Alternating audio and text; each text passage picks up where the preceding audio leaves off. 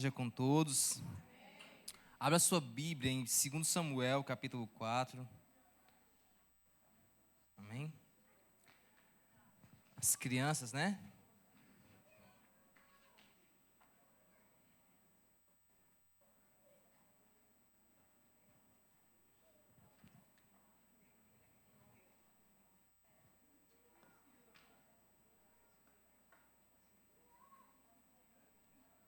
Segundo Samuel, capítulo 4. Quem abriu aí, fique com a...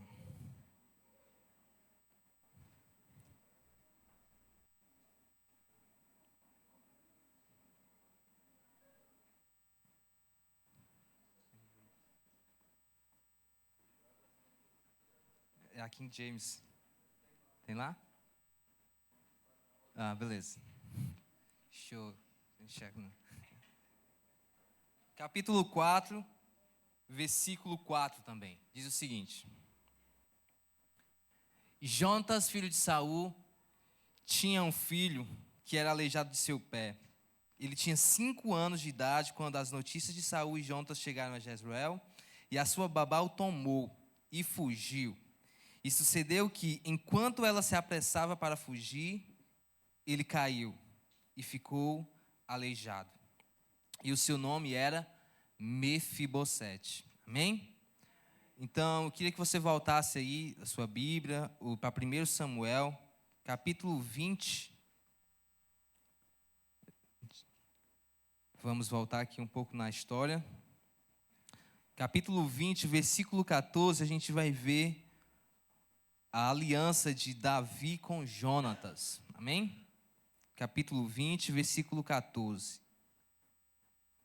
E diz o seguinte: E tu não somente demonstrarás a bondade do Senhor enquanto eu ainda viver, para que eu não morra, como também não cortarás a tua bondade da minha casa para todo sempre.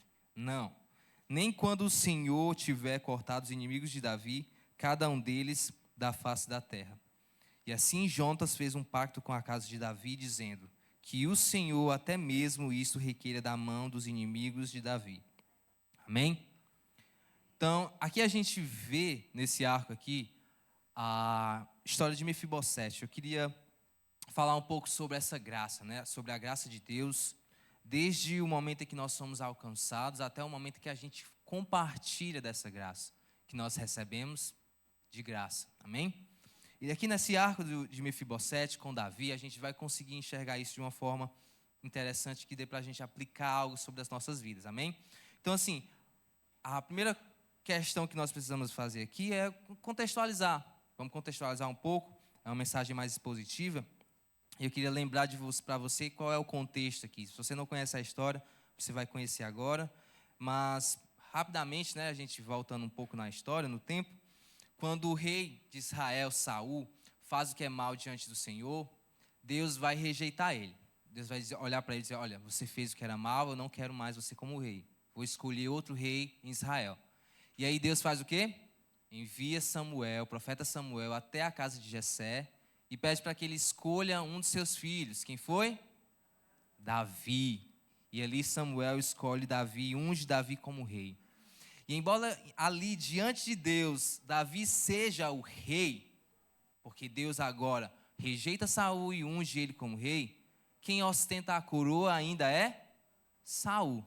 E por um bom tempo, Saul ainda governa, ainda está sentado no trono, está ostentando a coroa, e manda e desmanda no reino. Amém?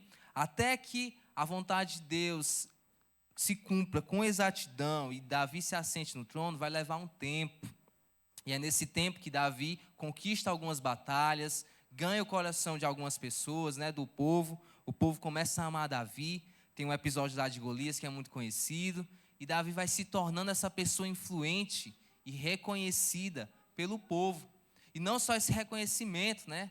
A história lá, o bafafá que Samuel escolheu um outro rei, também está correndo pela nação. E aí o povo começa a especular demais, né? As mulheres começaram a cantar: olha, Saul matou 1000 e Davi matou quantos?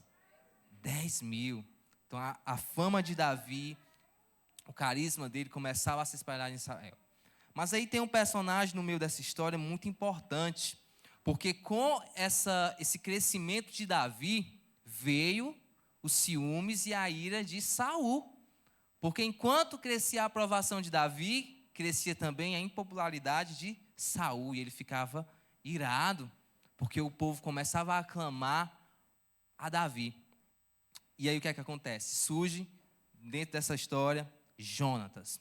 Quem é Jonatas nessa história? Jonatas é filho de Saul, é príncipe de Israel, o herdeiro direto de Saul, do trono. Quando o rei morrer, quem vai herdar o trono? Jonatas. Só que Jonatas olha para Davi e ele entende que Deus chamou Davi.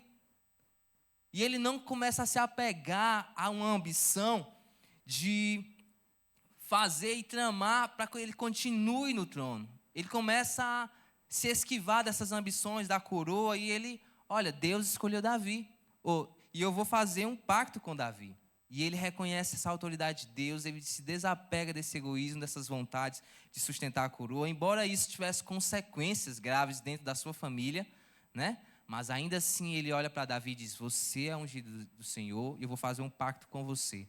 E no capítulo 18 você vai ver isso um pouco melhor, quando ele fala isso para Davi, e ele tira a sua capa, tira a sua espada, tira o seu arco, as flechas, e entrega a Davi como um símbolo de autoridade, dizendo, olha, eu estou reconhecendo que você é rei de Israel, porque o Senhor te escolheu.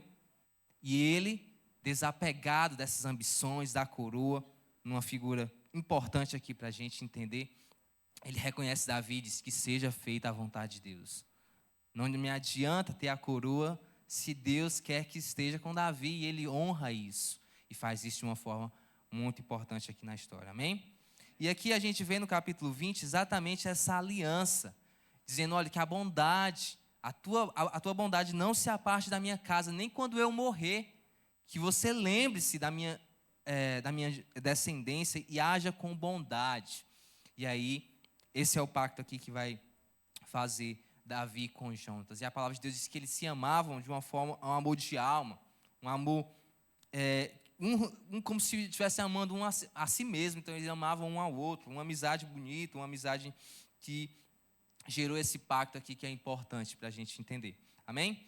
E aí, passando o arco da história, no segundo livro de Samuel, no capítulo 4, versículo 4, que foi o primeiro versículo que nós lemos, a gente vê essa história se desenrolando, né? Muitas coisas acontecem até que Saul morre, Jonatas morre, e aí começa Deus nos acuda, né? Por quê? Porque o que acontece? Quando tem um candidato ao trono, o que é que vai acontecer? O povo, naturalmente, vai entrar em pânico. Por quê? Porque o natural é que a coroa ela não seja passada por vontade de terceiros, de nada, né? Ela é sucessão.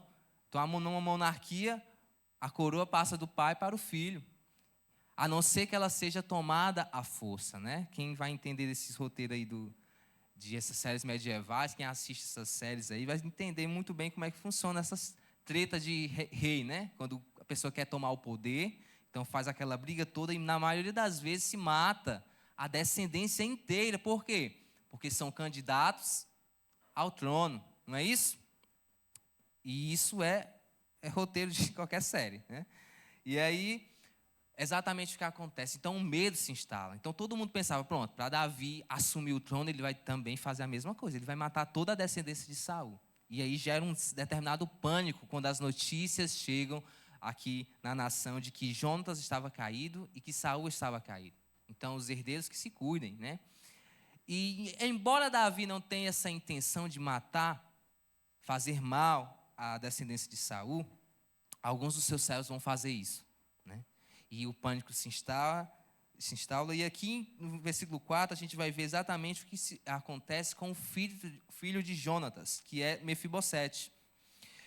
Versículo 4 diz, Jonatas, filho de Saul, tinha um filho que era aleijado de seu pé. Ele tinha 5 anos de idade quando as notícias de Saul e Jonatas chegaram, e a sua babá o tomou e fugiu. E sucedeu que, enquanto ela se apressava para fugir, ele caiu e ficou aleijado. Então, no pânico, né, no medo de que matassem um menino, a babá dele vai fazer o quê? Pegar ele, vai fugir, a gente tem que fugir, a gente tem que correr, e vamos embora daqui, que senão o novo rei vai chegar e vai matar todo mundo, e para garantir que o menino fique vivo, vamos fugir. E nessa fuga, acontece o quê? Uma queda, diga uma queda. E nessa queda que ele fica aleijado dos pés. E depois disso ele sai de cena. Não se fala mais dele na história até a gente chegar aqui em 2 Samuel, capítulo 9. Né? E aí, Davi assume o trono. Tem uma treta aqui, porque o outro filho de Saul é morto pelos homens de Davi. Davi vai, né, corrigir os seus homens, né? E aí vai acontecer muitas coisas. E Davi assume o trono, Davi começa a reinar em Israel. E o governo de Davi é um governo justo, onde o Senhor reina sobre a nação. O território de Israel aumenta muitas vezes, 10 vezes mais, né? Conquistas e mais conquistas da parte de Davi e de seus homens, fazendo com que Israel seja reconhecida como uma nação próspera, né? Isso tudo no reinado de Davi. Mas aí tem um certo dia, que no capítulo 9 a gente vai descrever aqui, que é quando Davi estava pensando, né, em tudo, pensando na vida, e ele lembrou da aliança que ele fez com Jonatas. E ele pergunta, versículo 1 do capítulo 9 diz o seguinte: E Davi disse: Há ainda algo que restou da casa de Saul, para que eu possa mostrá-lo minha bondade por causa de Jonatas? E havia da casa de Saul um servo cujo nome era Ziba. E quando eles o chamaram até Davi, o rei disse a ele: Tu és Ziba? E ele disse: Teu servo é ele. E o rei disse: Não há mais nenhum da casa de Saul para que eu lhe possa mostrar a bondade de Deus. E Ziba disse ao rei: Jonatas, ainda tem um filho que é aleijado de seu pé. E o rei disse a ele: Onde está ele? E Ziba disse ao rei: Eis que ele está na casa de Maqui, filho de Amiel, em Lodebar. Diga, Lodebar. Então o rei Davi mandou buscá-lo e o retirou da casa de Maqui, filho de Amiel, de Lodebar. E ora, quando Mefibosete, o filho de Jonatas, filho de Saul, chegou até Davi, ele caiu sobre a sua face e fez reverência. E Davi disse: Mefibosete, e ele respondeu: Eis aqui o teu servo. Então Davi, ele estava aí pensando na vida, e aí ele lembrou que ele tinha feito uma aliança com Jonatas. E ele pergunta aos seus servos, diz: Olha, tem alguém da casa de Saul ainda vivo, que eu possa fazer algum bem por amor a Jonatas? E aí, rapaz, não é que tem um filho do Jonatas, né? Um filho dele aí que está lá em Lodebar, né? É aleijado dos pés. E aí Davi, ele vai, manda buscar Mefibosete, né? E a primeira coisa que é importante que nós precisamos ver aqui nessa história é da bondade de Davi em fazer com que essa aliança seja cumprida. Ainda que existam elementos um tanto quanto impróprios dentro de toda a ética aqui de uma coroa. Mas ainda assim ele passa por cima de tudo isso para honrar a sua palavra e para representar Deus aqui na vida de Mefibosete. Amém? E aí ele manda. Segunda coisa importante é a questão de Lodebar. O que é Lodebar? Onde é isso, né? Pelo amor de Deus. O nome já lembra o quê? Lodo e barro. De cara, né? Lodebar. O nome já lembra um lugar assim, inclinado ao esquecimento. E é exatamente isso, um lugar qualquer, um lugar longe, distante, onde representa nada. Representa, assim, algo ruim. Significa exatamente um sem pasto. Lugar de esquecimento, lugar onde você não é lembrado. E aí a gente vê uma pessoa que era candidato à coroa de Israel, herdeiro legítimo, linhagem real, indo parar no esquecimento, indo parar num lugar desfigurado, lugar de humilhação. E essa é a figura aqui de Lodebar que vai trazer sobre Mefibosete. Amém? E aí Davi manda buscar ele. E você pode imaginar quando chega a mensagem: olha, o rei quer falar com você. Né? E embora você possa imaginar que a fama de Davi era de um homem bom, de um rei bom, o rei chega para ele, ou o servo do rei chega para ele: olha, o rei quer falar com você. Então imagina aí, ele deve ter ficado com medo. Né? Rapaz, se esse homem é bom ou não, eu vou saber agora. Né? Talvez se vai que ele queira me eliminar, né? queira me matar? E aí não teve escolha, ele teve que ir à presença do rei. E assim que ele chega, o que é que ele faz? Ele se humilha, ele se joga, né? Sinal de humilhação, de quem está rendido. E aí você pode imaginar uma pessoa nessa condição física, né? Aleijado do seu pé, se colocando nessa posição. E ainda assim o que acontece? A palavra fala no versículo 7, abre aí a sua Bíblia. Versículo 7 diz o seguinte, ó. E Davi disse a ele, não temas, porquanto certamente te mostrarei bondade por causa de Jonatas, teu pai, e te restituirei toda a terra de Saul, teu pai, e tu comerás pão à minha mesa continuamente. E ele se curvou e disse, o que é o teu servo para que olhes para um cão morto como eu? E então o rei chamou Ziba, o servo de Saul, e lhe disse, eu dei ao filho de teu mestre tudo o que pertenceu a Saul e à sua casa. Portanto, tu e os teus filhos e os teus servos cultivareis a terra para ele e trarás os frutos, para que o filho do teu rei, do teu mestre, possa ter alimento para comer. Mas Mefibosete, o filho do teu mestre, comerá pão sempre à minha mesa. Ora, Ziba tinha 15 filhos e 20 servos. E então disse Ziba ao rei, segundo tudo que o meu senhor, o rei, tem ordenado ao teu servo, assim fará ao teu servo. Quanto a Mefibosete, disse o rei, ele comerá à minha mesa como um dos filhos do rei. E Mefibosete tinha um filho moço, cujo nome era Mica, e todos os que habitavam na casa de Ziba eram servos de Mefibosete. E assim Mefibosete habitou em Jerusalém, porquanto comia continuamente na mesa do rei. E era aleijado de ambos os pés. Amém? Então olha só a restauração que vai acontecer aqui na vida de Mefibosete por uma ordem de Davi. Uma ordem do rei que mudou tudo, né? Então olha só, Davi manda chamar ele, quando ele se humilha lá, a primeira coisa que Davi vai falar é, não temas, tá? Isso é comum de a gente lembrar de uma pessoa.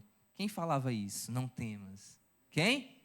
Jesus, clássico, né? Jesus se aproximava de todo mundo nos evangelhos, vai narrar ele nessa figura, dizendo, olha, não temas. O evangelho vai ter inúmeras vezes, né? Eu não contei, mas inúmeras vezes você vai ver essa expressão bíblica, não temas. E Jesus foi esse que falou tantas e tantas vezes. Todo mundo que ele encontrava, ele dizia, olha, não temas, não tenha medo, não tenhais medo. E aqui a gente vê exatamente a figura de Cristo na vida de Davi. Você que estudou aí na escola bíblica, você sabe que Davi é um tipo de Cristo, né? A gente estudou isso, então você vai saber. E aqui, Davi representa isso muito bem. Davi, ele é uma figura um pouco complicada para a maioria das pessoas, porque tem altos e baixos a vida dele, né? Mas a palavra de Deus vai falar que ele era um homem segundo o coração de Deus. E não tem um episódio mais importante para ajudar ele nessa situação do que essa restauração de Mefibosete. Aqui, claramente, Davi mostra o coração de Deus. Como age o coração de Deus na restauração de Mefibosete. É o que Deus faz conosco. Amém?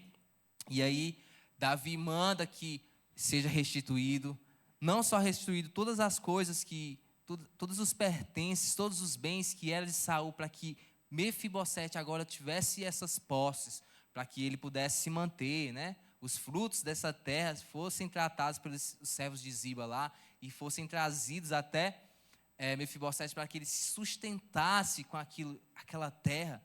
Mas mais do que isso, Davi diz, ele vai comer continuamente a minha mesa.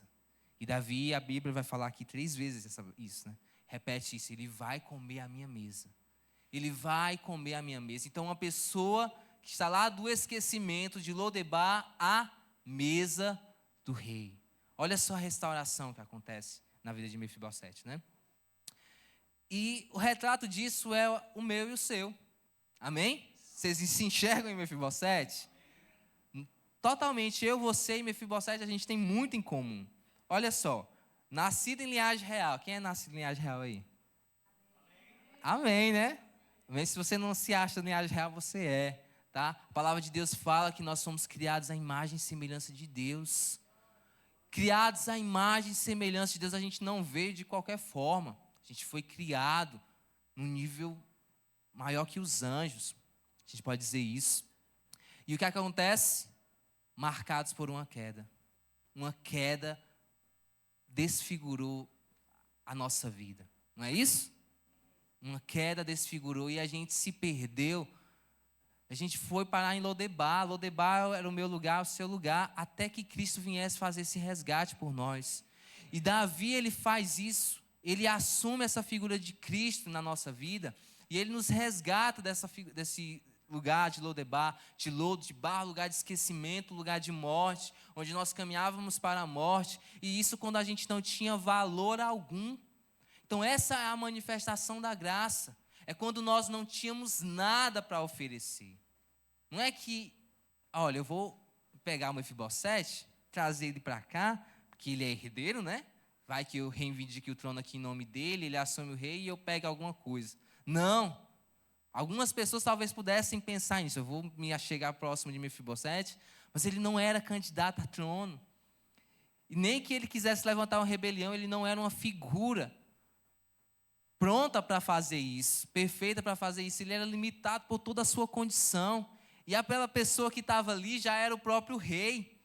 Então era contraproducente, né? Qualquer soldado, qualquer general do exército de Saul, olha rapaz, se esse homem não presta, tu pode estar criando um monstro. Vocês acham que esse recado não veio para em Davi? Olha, ele é herdeiro direto do trono. Se ele fizer um motim aqui, ele consegue te derrubar. Mas ainda assim, Davi faz o quê? Ele está preocupado com os interesses do reino de Deus e não com o seu próprio reino. E ele cumpre essa figura de Cristo. E é exatamente o que Deus faz conosco, que Jesus faz conosco. Nós não tínhamos nada para oferecer. E Deus não nos ama quando a gente tinha alguma coisa, quando nós possuíamos alguma coisa. Mas Ele nos ama e mostra o seu amor quando nós ainda éramos pecadores, quando nós não tínhamos nada. Essa é a manifestação da graça de Deus sobre mim e sobre você. Nós somos indigentes, éramos indigentes, até que Cristo veio e pagou um alto preço por mim e por você. Amém? Então essa é a figura, esse é o retrato dessa história. E aí quando a gente olha para essas figuras aqui, a gente vê exatamente Mefibosete nessa figura de mim, de você. Mas ainda assim eu quero chegar em outro ponto. Tá? Ainda quero chegar, forçar um pouquinho a história e olhar para outra perspectiva, falando de nós como igreja. Quando nós somos atraídos à mesa do rei, a gente também não tem muito a oferecer. Na verdade, a gente só vem para comer, desfrutar. A gente só vem igual aquela música, com uma fome e uma sede. Né? A gente só tem isso. Porque não há nada que a gente venha trazer para cooperar, para trazer naquela mesa posta e bonita. Não tem nada, a gente é chamado e a gente desfruta isso. E a coisa mais importante que nós precisamos fazer isso é aceitar de bom grado a graça que nos é concedida, entender quem nós éramos. E aí vem a figura mais importante aqui, que quando a gente olha para a palavra e a gente vê esse mapa bíblico aqui do que é um relacionamento com Deus, de como a gente precisa olhar para Deus, é exatamente isso. A gente é convidado a olhar para Deus e aí a gente falha miseravelmente. Nós não conseguimos olhar para Deus. Até a palavra nos garante que aqueles que olharem e verem Deus, eles vão ser consumidos. Eles não vão aguentar. Não tem como você ver a Deus e permanecer de pé. A única coisa que acontece é você ver a glória grande demais, um resplendor de glória, um brilho grande, e você não consegue enxergar, e você faz o quê? Você se volta para si. E aí você se constrange. Poxa, tentei ver a Deus, eu não consegui. E aí eu olhei para mim, poxa, eu estou muito distante disso, eu não presto, eu não valho nada. Então é essa visão de tentar ver Deus, falhar, e olhar para si e se envergonhar, na verdade. É o que acontece com Isaías, por exemplo. Ele olhou, ele conseguiu por uma visão ver a Deus, mas aí depois ele disse, ai de mim, porque sou homem de lábios impuros e habito no meio de um povo de impuros lábios. E ele olha para si, e ele começa a ver quão imperfeito ele é, quão imerecedor dessa graça ele é. Mas aí nós somos convidados para olhar para Jesus. E aí, olhando para Jesus, a gente consegue ver Deus. Através de Cristo, a gente consegue ver a Deus. Os discípulos perguntaram, como a gente faz para ver Deus, a ter acesso a Deus? E Jesus olha para eles e diz, rapaz, Esses dias eu estava assistindo The Chosen e tinha uma cena parecida com essa, né? Exatamente esse momento e Jesus, rapaz, tu ainda não entendeu. Quem vê a mim, vê o Pai. Nós não conseguimos ver a Deus, mas quando nós olhamos para Jesus, a gente conhece. E aí a gente é chamado ao quê? A imitar Cristo. E então a gente consegue ver a Deus na figura de Jesus, porque Ele é a imagem exata de Deus. Ele é o resplendor da glória de Deus. É Ele que aponta para Deus. E aí a gente consegue. Para Jesus, o homem, a gente consegue. E a gente precisa olhar para Jesus, imitar Jesus, viver olhando, tendo as experiências que Jesus teve, aprendendo com a sua palavra e vivenciando isso. E uma primeira coisa que Jesus vai fazer conosco é, olha para o teu próximo. Está vendo como é funciona a visão? Olha para Deus, não consegue, olha para si, se vê envergonhado, olha para Jesus e então consegue ver Deus, e aí o Deus vai dizer, olha para o teu próximo. Porque se tu não amar o teu próximo, não adianta você dizer que me ama. O amor é isso. Não adianta você dizer aquele que diz que me ama, mas odeia o seu irmão. Como pode dizer que me ama? Então não tem como eu, no meu relacionamento com Deus, tirar o meu próximo da equação. Vocês estão entendendo? E aí que está a grande questão aqui dessa mensagem que eu quero trazer para você. Que é esse relacionamento, né? Nós somos alcançados por essa graça, mas nós somos convidados a compartilhar dessa graça. Tá? Então, assim, a gente olha para uma história como essa e é muito bom a gente se ver em Mefibosete.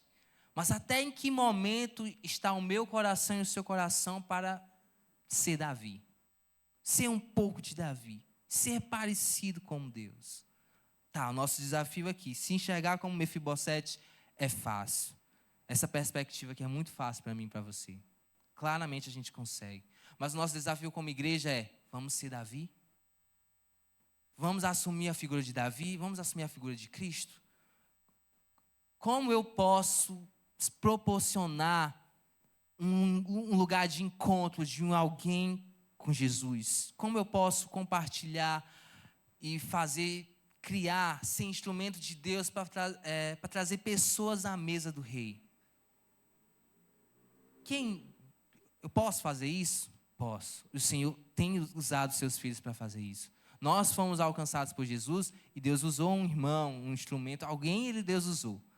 Nem que seja a pessoa que pregou aqui para você que vem dizer, não, eu vim sozinho, eu tive revelação, eu tive um amor, eu tive uma vontade de vir para o culto, mas chegou aqui Deus usou alguém, né? Então nós como igreja, nós também precisamos ser esses instrumentos. E o que é que nos falta? Qual é o nosso maior problema? O nosso maior problema é que a gente está ainda sem entender nossa posição nessa jornada, tá? Então a primeira coisa que a gente pode ver aqui nessa história de Mefibosete é o quê? Uma jornada. O que acontece? Ele caiu, nós vemos uma queda, a gente vê ele indo para em Lodebar, um lugar de esquecimento, e aí ele tem um chamado do rei, ele tem uma restauração, e depois ele tem um convite à mesa, não é isso?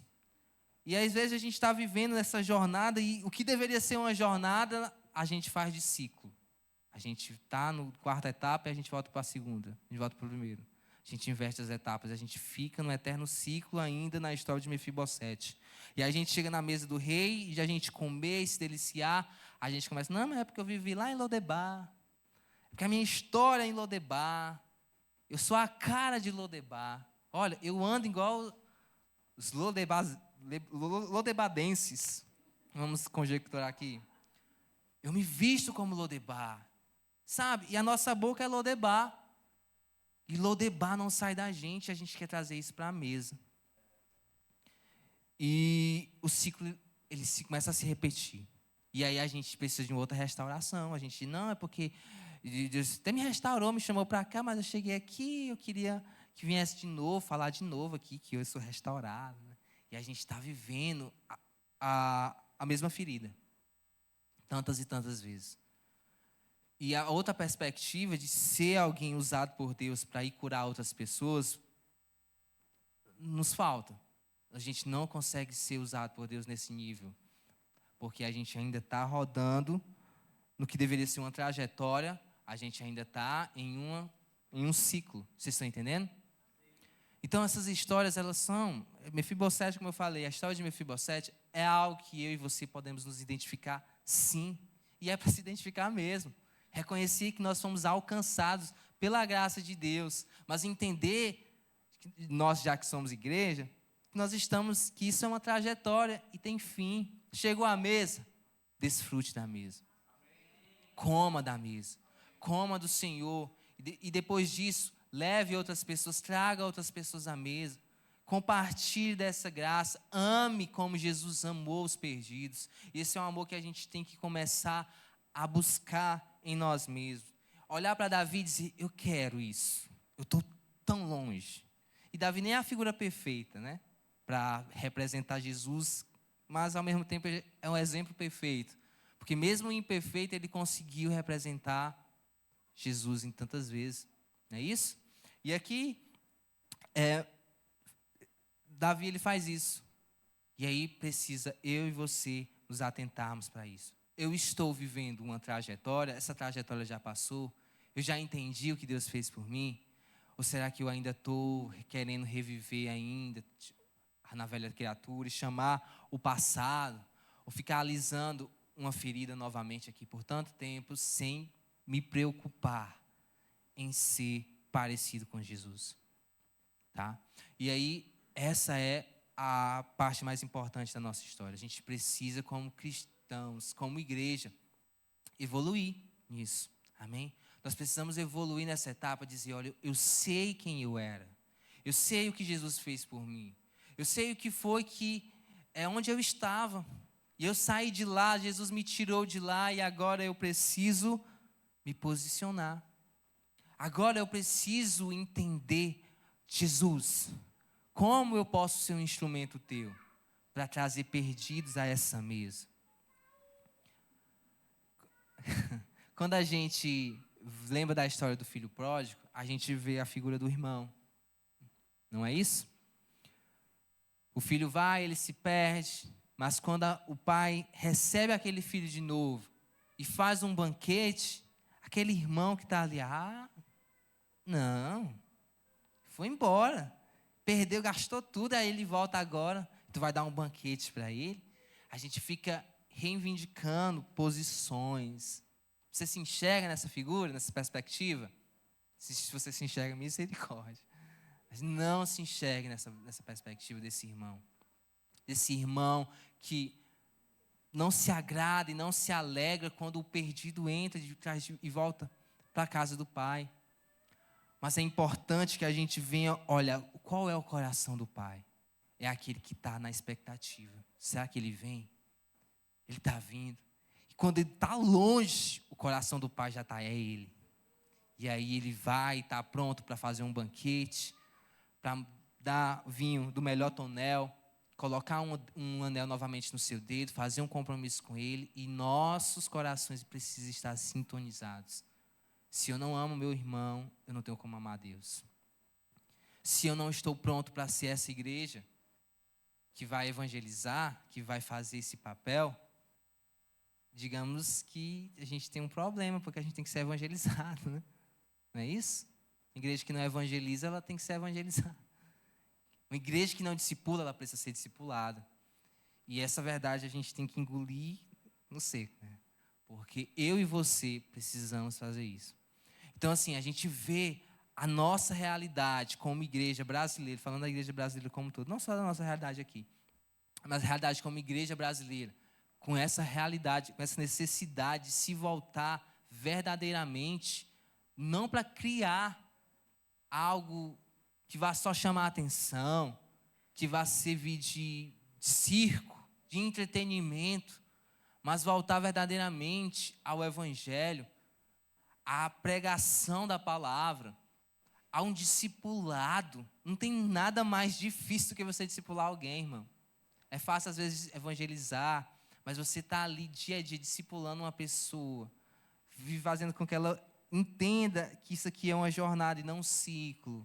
É difícil. E graças a Deus eu louvo pela nossa igreja, que a nossa igreja tem se dedicado a contramão de tudo, né? Discipulado, escola bíblica. Escola bíblica. Escola bíblica é luxo, pode ter certeza aqui. Você não encontra escola bíblica em qualquer igreja, não. Escola bíblica é coisa dos anos 90, dos anos 2000, e olha lá.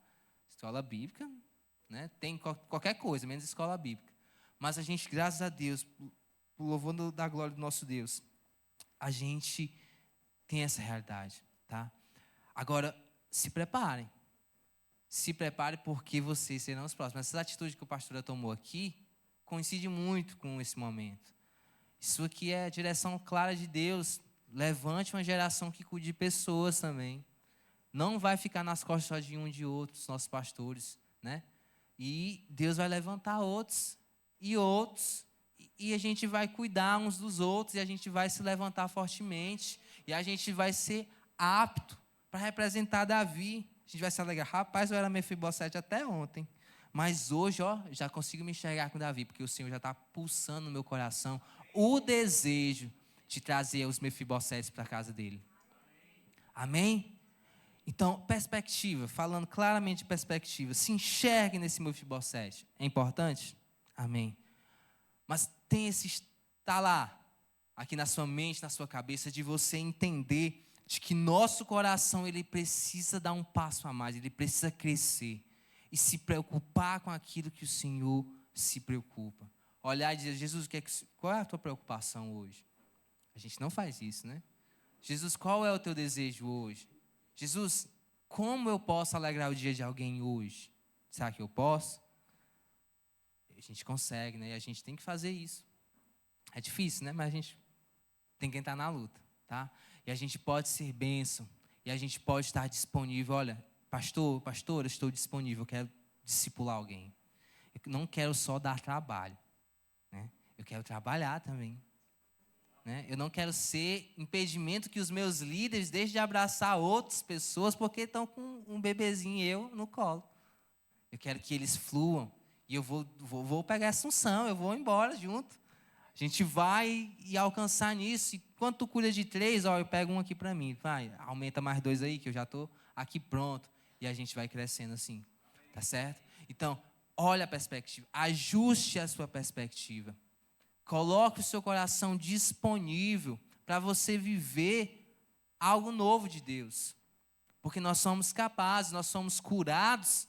Não é para outra coisa não, irmão, é para curar. A gente é transformado, não é para outra coisa não, é para transformar. Tá certo? E não é para a gente ficar aqui, olha o bebelô transformado. O vaso que era quebrado, foi transformado e botou na prateleira. Não, esse vaso que foi transformado, ele tem que ser vaso para honra. Não é isso? Então, olhe, o que Deus está... Qual é o trabalho que Deus precisa fazer no seu coração, no meu coração, para que a gente saia desse ciclo, dessa história de Mefibosete. E a gente entra aqui no núcleo de Davi. Eu quero ser como Davi, né? Eu quero fazer como Davi fez aqui, nesse caso. Eu quero sair dessa posição de vitimismo e ir ajudar outros, ser instrumento de Deus, do lugar do vitimismo ao lugar de ser instrumento do Pai. E aí a gente vai ver como a palavra de Deus faz isso. A palavra de Deus fala claramente isso. Eu quero que você abra, a gente vai ler alguns versículos. João capítulo 13, versículo 39 ao 35.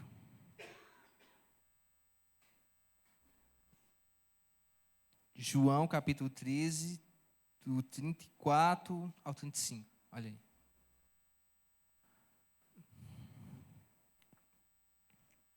Um novo mandamento vos dou, que vós ameis uns aos outros, assim como eu vos amei. Que dessa mesma maneira tenhais amor uns para com os outros. Através deste testemunho, todos reconhecerão que sois meus discípulos, se tiverdes amor uns pelos outros. Amém? Então, essa é a mensagem clara de Deus. A gente é reconhecido como discípulo quando a gente ama, quando a gente tem um amor para com o próximo. A mesa está posta, os campos estão brancos para a colheita, né, como diz a palavra, e faltam os trabalhadores, né? E aí hoje nós estamos realmente realçando tudo aquilo que Jesus fez por nós. nessa graça transformadora. Nós fomos alcançados pela graça. E essa graça é suficiente, né? Essa graça é suficiente para nos libertar.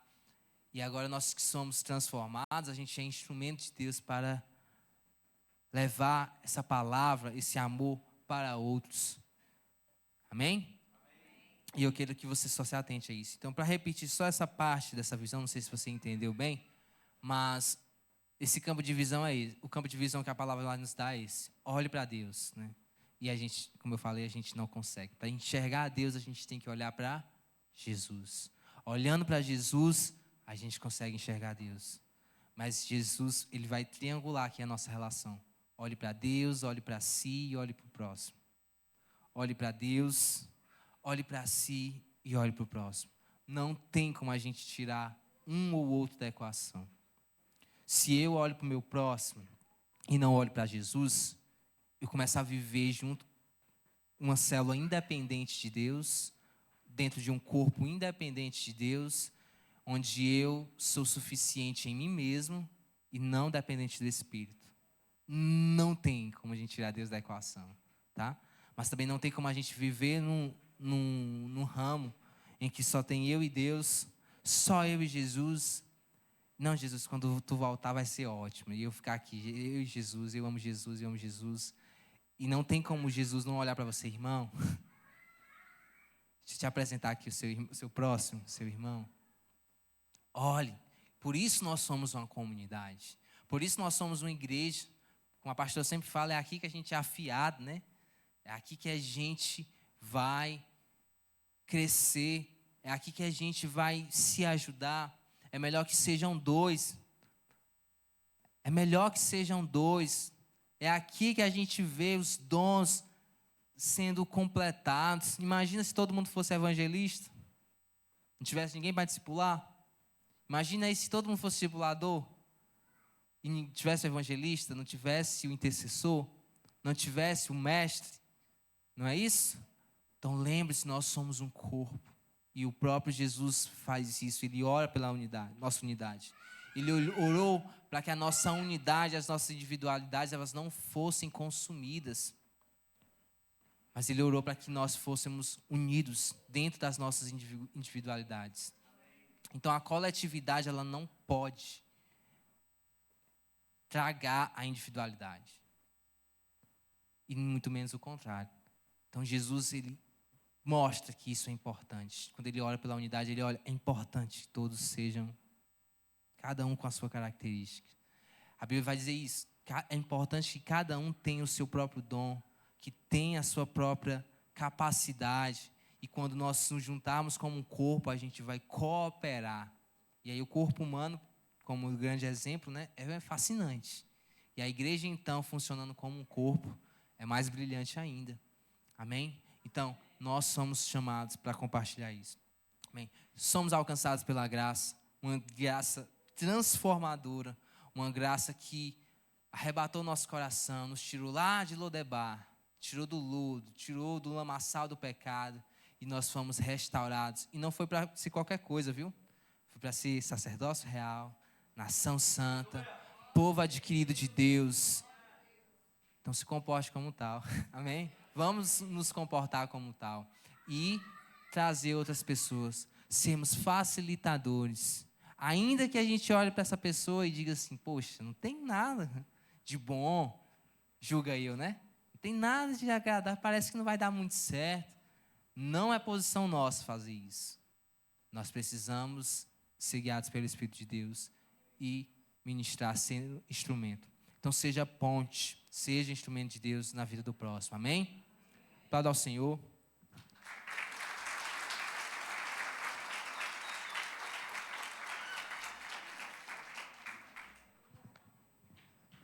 Amém. Vamos ficar em pé, igreja.